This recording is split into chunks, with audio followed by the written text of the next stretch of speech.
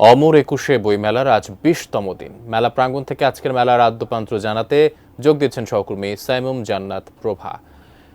আপনার কাছ থেকে জানতে চাচ্ছি, বইমেলা প্রাঙ্গণে কেমন দেখছেন পাঠকদের পদচারণা, জানাবেন বিস্তারিত।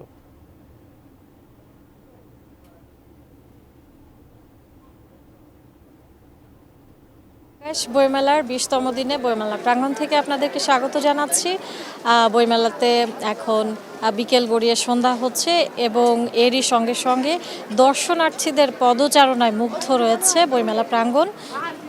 দর্শক, বইমেলাতে আজকে পর্যন্ত কিন্তু নতুন বই আসছে এবং বইমেলার শেষ দিন পর্যন্ত সাধারণত নতুন লেখকদের বই প্রকাশ হতে থাকে। আজকে পর্যন্ত বইমেলাতে নতুন বই আজকে বের হয়েছে 112টি। দিন বদলের 20 বছরে বাংলালিংকে প্রতিদিন 20 মিনিটে কথা বললেই কল রেট 1 পয়সা প্রতি সেকেন্ড সারাদিন।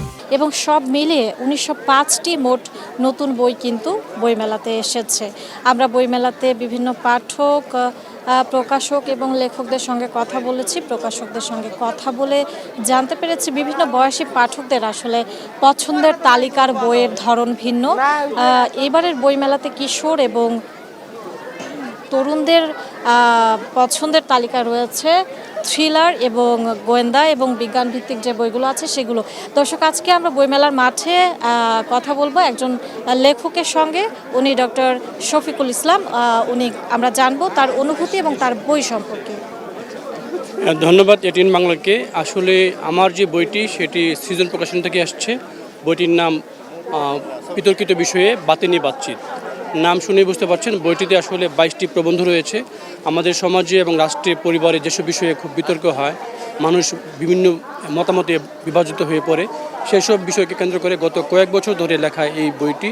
এবং প্রতিটি বিষয়কে আসলে কোনো এক পাশ থেকে না দেখে 360 ডিগ্রি অ্যাঙ্গেল থেকে চিন্তা করে গণমানুষের ভাবনাটুকু আমি সম্যকভাবে দেওয়ার চেষ্টা করেছি, যাতে করে গণমানুষ এই বইটি পড়ে তাদের বিষয়গুলো নিয়ে, বিশেষ করে আমাদের সমাজ, আমাদের যে দেশপ্রেম, জনস্বার্থ, পাহাড়ি বাঙালি ইস্যু, মাজার বা অন্য ইস্যু, মানে যতগুলি বিতর্কিত বিষয় আছে প্রত্যেকটি বিষয় আসলে নির্মোহভাবে, নৈপ্রান্তিকভাবে তুলে দেওয়ার চেষ্টা করা হয়েছে, যাতে করে মানুষ প্রত্যেকটা কনসেপ্টের বিষয়ে পরিষ্কার ধারণা রাখে।